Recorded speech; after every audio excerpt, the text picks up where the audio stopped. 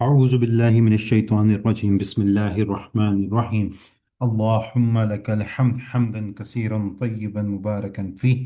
اللهم صل على محمد وعلى آل محمد كما صليت على إبراهيم وعلى آل إبراهيم إنك حميد مجيد، وبارك على محمد وعلى آل محمد كما باركت على إبراهيم وعلى آل إبراهيم إنك حميد مجيد.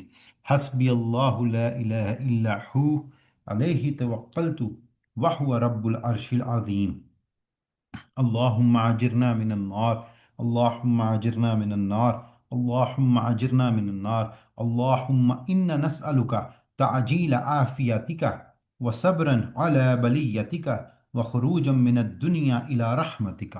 اللهم رب الناس أذهب البأس اشف أنت الشافي، لا شفاء إلا شفاؤك شفاعا لا يغادر سقما. ربنا الله الذي في السماء تقدس اسمك، أمرك في السماء والأرض، كما رحمتك في السماء فاجعل رحمتك في الأرض. واغفر لنا حوبنا وخطايانا أنت رب الطيبين، فأنزل رحمة من رحمتك وشفاء من شفائك على هذا الوجع فيبرأ. بسم الله أرقيك من كل شيء يؤذيك، من شر كل نفس أو عين حاسد الله يشفيك. بسم الله أرقيك. آمین یا رب العالمین۔ لاسٹ ٹائم جو ہماری آیات تھیں اس کا اختتام ہم نے کیا تھا کہ بچوں کے اوپر کیسے مطلب اولاد کو لے کر اور مال کو لے کر وہ کیسے دنیا کا فتنہ ہے۔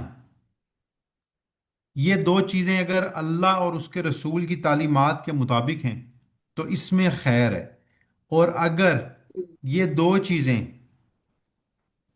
اولاد اور مال اس کے مطابق نہیں تو اس میں اللہ اور اس کے رسول کے مطابق نہیں تو اس میں خیر نہیں ہے۔ کچھ چیزیں لاسٹ ٹائم میں نے کور نہیں کی تھی کیونکہ ٹائم ہمارا پھر زیادہ ہو رہا تھا، کہ کچھ ہمارے لیے مورل لیسن کہ صحابہ کرام اپنی اولاد کی تربیت کیسے کرتے تھے۔ کچھ واقعات ہیں جو کہ میں یہاں آپ کو بتا دیتا ہوں اور وہ ہمارے لیے ریفریشر ہوں گے۔ سیدنا عمر بن خطاب رضی اللہ تعالیٰ عنہ اولاد سے زیادہ دین کو اہمیت دیتے تھے۔ ایک دفعہ ایک شخص عمر بن خطاب رضی اللہ تعالیٰ عنہ کے پاس آیا اور اپنے بیٹے کی شکایت کی۔ سیدنا عمر نے بیٹے کو بلایا اور کہا کہ کیا ماجرا ہے؟ بیٹے نے کہا اے امیر المومنین، کیا باپ کے بیٹے پر حقوق نہیں؟ میرے باپ نے نہ اچھی ماں دی، نہ اچھا نام رکھا، نہ قرآن سکھایا۔ یہ بیٹے نے گلہ کیا عمر بن خطاب رضی اللہ تعالیٰ عنہ سے اپنے باپ کو لے کے۔ عمر بن خطاب نے فرمایا تم نے اس کے حقوق ضائع کر دیے، اس نے تمہاری نافرمانی سے پہلے۔ ٹھیک ہے، تو غرض کہنے کا یہ ہے کہ بے شک ماں باپ نے آپ کو کچھ بھی نہیں دیا، اس کا ہرگز یہ مطلب نہیں کہ آپ ان کے جو بیسک حقوق ہیں وہ ان سے چھین لیں۔ یہی وجہ ہے کہ عمر بن خطاب دین کو ہمیشہ اول رکھتے تھے اور اس کے بعد اولاد کو رکھتے تھے یا مال کو رکھتے تھے۔ اسی طرح علی بن ابی طالب رضی اللہ تعالی عنہ سے روایت ہے کہ اپنی اولاد کو اپنے زمانے کے مطابق تربیت دو، کیونکہ وہ تمہارے زمانے کے لیے پیدا نہیں ہوئی۔ ٹھیک ہے، مثال کیا ہے؟ اس کا مطلب کیا ہے کہ اگر دور حاضر میں جدت ہے تو اپنے بچوں کو جدت تو دو، ٹیکنالوجی تو سکھاؤ، لیکن اصول دین پر کوئی سمجھوتا نہ کرو، اخلاق، نماز اور حق گوئی کو لازمی کرو۔ حاضرہ پوریا کو دیکھنا بھول رہی۔ سعد بن نبی وقاص رضی اللہ تعالی عنہ حلال رزق اور اولاد کے درمیان کیا کرتے تھے؟ وہ فرماتے تھے کہ میں نے حرام کا ایک لقمہ بھی اپنی اولاد کے پیٹ میں نہیں جانے دیا۔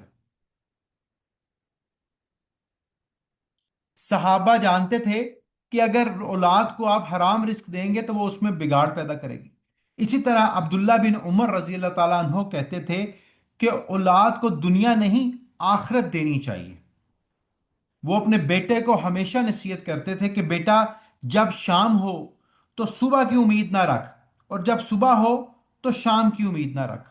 وہ بچوں کو اپنے سادگی، زہد، آخرت کی فکر سکھاتے تھے۔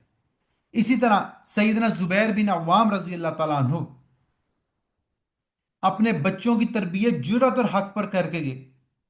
حضرت زبیر نے اپنے بیٹے عبداللہ بن زبیر کو فرمایا، بیٹا، اگر سچ کے ساتھ اکیلے بھی رہ جاؤ تو مت ڈرنا۔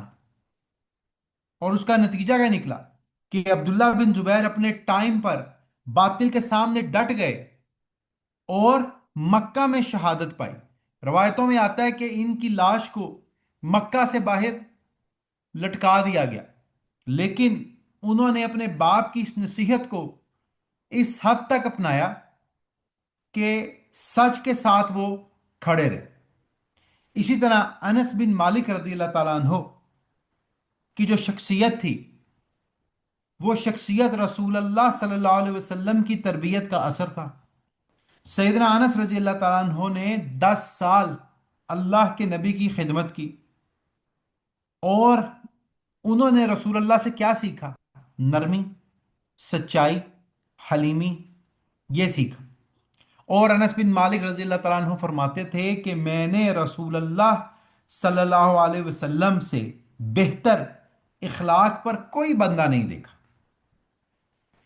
تو غرض کہنے کا یہ ہے کہ آپ دیکھیں کہ یہ جو صحابہ گزرے اور ان کی جو اولادیں جنہوں نے اتنی قربانیاں دیں، سیدنا حسن و حسین رضی اللہ تعالیٰ عنہ نے، یہ کیسے تھی؟ یہ تربیت کا نتیجہ تھا۔ اگر آپ اس سے اصول قائم کریں کہ جو پچھلی آیت میں ہم نے پڑھا تھا کہ اولاد اور مال کیا ہیں؟ فتنہ ہیں، تو اس سے کیا مطلب نکلتا ہے؟ اس سے مطلب یہ نکلتا ہے کہ اولاد آپ کے پاس، ہمارے پاس اللہ کی امانت ہے۔ اولاد کی تربیت ہم پر فرض ہے۔ اولاد کو حلال رزق دینا ایک بنیادی اصول ہے۔ دین کو مقدم رکھنا، جاتا چاچو تے یہ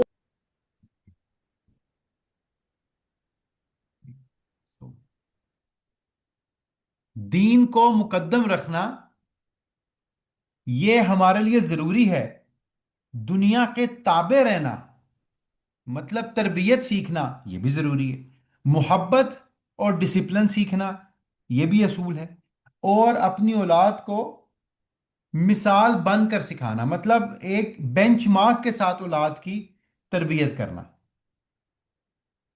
تو یہ وہ چیز تھی جو کہ ہمیں صحابہ کرام سے سیکھنے کو ملی، اور یہی وہ اصول اور ضوابط ہیں جو ہمیں چاہیے کہ ہم سارے تو نہیں، لیکن جس حد تک ممکن ہو اپنی اولاد کو یہ سکھائیں۔ کیوں؟ کیونکہ اللہ نے قرآن میں کیا فرمایا کہ اولاد اور مال کیا ہیں؟ فتنہ ہیں۔ آج ہم آگے چلتے ہیں۔ پہلی آیت کیا ہے؟ اعوذ باللہ من الشیطان الرجیم، بسم اللہ الرحمن الرحیم، یا ایہا الذین آمنوا ان تتقوا اللہ یجعل لکم فرقانا ویکفر عنکم سیئاتکم ویغفر لکم واللہ ذو الفضل العظیم۔ اے ایمان والو، اگر تم اللہ سے ڈرتے رہو گے تو اللہ تم کو ایک فیصلے کی چیز دے گا، اور تم سے تمہارے گناہ دور کر دے گا، اور تم کو بخش دے گا۔ اور اللہ کیا ہے؟ بڑا فضل کرنے والا ہے۔ اب اللہ یہاں مومنوں سے کیا توقع کر رہے ہیں کہ کیا کرو؟ اتق اللہ، اللہ سے ڈرو، تقوی اختیار کرو۔ جو شخص تقوی اختیار کرے گا، اللہ اس کو کیا دیں گے؟ فرقانن، مطلب نجات، حق اور باطل میں فرق، غلبہ۔ کس میں دیں گے؟ دین میں بھی دیں گے، دنیا میں بھی دیں گے۔ یہی وجہ ہے کہ بدر کے دن فرقان کا کام ہوا، حق اور باطل میں فرق ہوا، کیوں؟ کیونکہ مومنوں نے کیا کیا؟ اتق اللہ، اللہ سے ڈرتے رہے۔ اب اللہ سے ڈرنے سے مراد کیا ہے؟ کہ اللہ کی بات مانو، اللہ کے احکامات مانو، ٹھیک ہے؟ جو چیز اللہ اور اس کے رسول نے بتائی اس پر چلو۔ جب ایک شخص یہ کام کرے گا تو اللہ اس کو معرفت حق اور توفیق عطا کریں گے۔ یہ وہ چیز ہے جو یہاں مومنوں کو بتائی جا رہی ہے کہ اے وہ لوگوں جو ایمان لائے ہو، وہ یہ سب کام کریں۔ اگر وہ یہ کریں گے، اللہ کی عبادت کریں گے، اللہ کے احکامات کو بجا لائیں گے، تو پھر فرقان قائم ہوگا۔ اگر آپ اس کو دور حاضر میں دیکھ لیں، بدر میں تو ہو گیا، مومنوں نے جب ایپیکس اپنا کیا تو ہو گیا، دور حاضر میں کیوں نہیں ہو رہا؟ کیونکہ مومن، ہم نے پچھلی آیات میں کیا پڑھا تھا؟ کہ یہ لوگ اطاعت الہی کے علاوہ آپس کے پرسنل گولوں میں لگ گئے۔ یہی وجہ ہے کہ مسلمان آج کل پستی میں ہیں۔ ہم نے پیچھے پڑھا تھا کہ یہ جو بڑی بڑی مسلم امپائرز تھیں، یہ کیسے ختم ہوئیں، کمزور ہوئیں؟ کیوں؟ اپنی اندر کے مفادات کی وجہ سے۔ اللہ کا تقوی نہیں رہا، کرسی کی محبت زیادہ اہم ہو گئی۔ یہی وجہ ہے کہ مسلمان پھر کیا ہوئے؟ کمزور ہوئے، اور مسلمان پر کفار غالب آ گئے۔ آگے دیکھیں، وَإِذْ يَمْكُرُوا بِكَ الَّذِينَ كَفَرُوا لِيُثْبِتُوكَ أَوْ يَقْتُلُوكَ أَوْ يُخْرِجُوكَ وَيَمْكُرُونَ وَيَمْكُرُ اللَّهُ وَاللَّهُ خَيْرُ الْمَاكِرِينَ۔ اب یہ ایک خاص واقعہ کی طرف نشاندہی کی جا رہی ہے۔ اب اس کا شان نزول یہ دار الندوہ کا واقعہ ہے۔ دار الندوہ اس علاقے کو، اس جگہ کو کہا جاتا تھا جہاں مشرکین مکہ بیٹھ کر مسلمانوں کے خلاف سازشیں کرتے تھے۔ دار الندوہ میں اب ایک مفسر یہ لکھتے ہیں کہ آپ اس کا پہلے ترجمہ دیکھ لیتے ہیں، اور اس واقعے کا بھی ذکر کیجئے جب کافر لوگ آپ صلی اللہ علیہ وسلم کی نسبت تدبیر سوچ رہے تھے۔ مطلب کافر کیا کر رہے تھے؟ مشرکین مکہ رسول اللہ کے اوپر تدبیر کر رہے تھے، کیا؟ کہ یا ان کو کیا کیا جائے؟ لیثبتو کا، قید کر لیا جائے، او یقتلو کا، یا قتل کر دیا جائے، او یخرجو کا، یا ان کو جلا وطن کر دیا جائے۔ انہوں نے یہ تدبیر کی۔ اب اللہ فرماتا ہے کہ ایک تدبیر انہوں نے کی، وَيَمْكُرُونَ، اور ایک تدبیر اللہ نے کی، وَيَمْكُرُ اللَّهُ، اور اللہ کی جو تدبیر ہے نا اس میں خیر ہی خیر ہے، ٹھیک ہے؟ یہ اللہ تعالیٰ فرماتے ہیں۔ اب ایک کچھ کچھ مفسرین کہتے ہیں، جو کہ ٹھیک نہیں ہے، کہ یہ جو یہاں اس واقعے کا ذکر ہو رہا ہے نا، یہ ذکر ہوا اور جب مشرکین مکہ نے رسول اللہ کو کے بارے میں یہ سب سوچا تو کیا ہوا؟ ابو طالب آگے آگے کھڑے ہو گئے، اور انہوں نے پھر رسول اللہ کو بچایا۔ اور ایک ضعیف حدیث میں آتا ہے کہ رسول اللہ صلی اللہ علیہ وسلم نے ابو طالب سے کہا مجھے پہلے ہی پتا ہے کہ وہ میرے بارے میں یہ سب سوچ رہے ہیں، لیکن ایسی چیز ہرگز نہیں تھی۔ کیوں؟ کیونکہ یہ واقعہ مدنی صورت میں آیا ہے بدر کے بعد، اور اس کی مماثلت ہجرت مدینہ کے وقت ہوئی، کیونکہ وہی وہ وقت تھا جب مشرکین مکہ نے رسول اللہ صلی اللہ علیہ وسلم کو قتل کرنے کا ارادہ بنایا۔ اس سے پہلے ابو طالب کے ہوتے تو وہ یہ جرت بھی نہیں کرتے تھے، اور ابو طالب ہجرت مدینہ سے 3 سال پہلے وفات پا گئے۔ اب ہوا یہ کہ دار الندوہ کے اندر یہ سارے برے لوگ مشرکین مکہ بیٹھے ہوئے تھے۔ ان میں کون تھا؟ ابو جہل، اتبا، شیبہ، امیہ بن خلف، نظر بن حارث وغیرہ وغیرہ۔ انہوں نے تجاویز دی، 3 تجاویز دی جن کا یہاں ذکر ہوا۔ لیثبتو کا، کہ قید کر لو، کہ رسول اللہ صلی اللہ علیہ وسلم کو زنجیروں میں جکڑ دو، ٹھیک ہے؟ لیکن لوگوں نے کہا کہ نہیں، ایسا نہیں ہوگا، کیونکہ لوگ رسول اللہ صلی اللہ علیہ وسلم کو چھڑا لیں گے۔ دوسری انہوں نے کہا جلا وطن کر دو، کہ ملک سے نکال دو۔ लेकिन तब इनको ये डर लगा कि अगर ये मुल्क से निकाल दिए गए तो ये ज्यादा ताकतवर हो जाएंगे। अबू जहल ने कहा कि रसूल अल्लाह को कत्ल कर दो। ठीक है। और कत्ल करने का उसने मंसूबा क्या बनाया कि इकट्ठे हो जाओ सारे नौजवान, मिल के धावा बोलो और कत्ल कर दो, किसी एक कबीले में नाम भी नहीं आएगा। ठीक है। अब ये तदबीर पक्की थी, इसीलिए कुरान में आता है लियुस बितू का औ यक्तुलू का औ युखरिजू का। अब ये तदबीर पक्की हो गई कि हम रसूलुल्लाह सल्लल्लाहु अलैहि वसल्लम को कत्ल करेंगे। अब रसूलुल्लाह सल्लल्लाहु अलैहि वसल्लम ने क्या किया? अल्लाह ने नबी को वही के जरिए बता दिया कि इनका ये इरादा है। अल्लाह के नबी हजरत अली रजी अल्लाह ताला अन्हो को बिस्तर पर सुलाकर निकल गए और पूरी रात दुश्मन दरवाजे पे खड़े रहे, लेकिन उनके हाथ कुछ ना आया। जिस तरह सूरह यासीन में आता है फ़अग़शयनाहुम फ़हुम ला युबसिरून, और ये आयत आप सल्लम पढ़ के वहां से निकल गई। ठीक है। अब आप देखें जब वो निकल गए और मुशरिकीन मक्का सुबह उठे, और सॉरी मुशरिकीन मक्का जब सुबह हजरत अली बाहर आए तो उन सब ने देखा और उसने कहा, "ए अली बिन अबी तालिब, मोहम्मद किधर है?" तो सैयदना अली ने कहा, "मुझे तो नहीं पता मोहम्मद किधर है।" तो उनकी सारी तदबीरें उल्टी पड़ गई। अब देखें तदबीर का ये जो आदिलाना फैसला है वो क्या हुआ कि इंसान जो साजिश करता है, अल्लाह इससे बेहतर हिकमत अमली इख्तियार करता है। अल्लाह की तदबीर खैर वाली है। क्यों? क्योंकि उस तदबीर में जुल्म नहीं है, हिकमत से भरी हुई है। अगर जुल्म होता तो अल्लाह यह भी कर सकता था कि उन सब को जो बाहर खड़े थे एकदम कोई हवा या अजाब लाकर मतलब डाल देता, मार देता उन सबको। अल्लाह तो इतना गफूर रहीम है, अल्लाह ने उनको फिर चांस दिया कि वो बाहर तदबीर किए खड़े थे कि हम रसूल अल्लाह को कत्ल कर देंगे, लेकिन अल्लाह ने रसूल अल्लाह को सेफ पैसेज दे दिया। तो गर्ज कहने का यह है कि अल्लाह के हां तो खैर ही खैर है। और अब इस खैर का नतीजा क्या निकला? इस खैर का नतीजा ये निकला कि मोमिनीन मतलब फैलते गए और बढ़ते गए। ठीक है। और फिर यही वो लोग थे जो कि बदर में कत्ल हुए या कैदी बने। अब ये भी अल्लाह की तदबीर का हिस्सा था। अब यही वो लोग थे जो कत्ल कर दिए गए या कैदी बना लिए गए क्योंकि बाज ही नहीं आ रहे थे। तो गर्ज कहने का ये है कि अल्लाह जो इंसान के लिए सोचते हैं, जो सोचते हैं वो हमेशा खैर वाला होता है। ठीक है। कभी कभी मोमिनीन के फैसलों में डिले तो आता है, लेकिन उसमें क्या है, खैर ही खैर है। उसमें कोई मतलब बुराई वाला एलिमेंट नहीं है। अगली अगली आयत देखें। वइज़ा तुतला अलैहिम आयातुना क़ालू क़द समिअना लौ नशाअु लक़ुल्ना मिस्ल हाज़ा इन हाज़ा इल्ला असातीरुल अव्वलीन।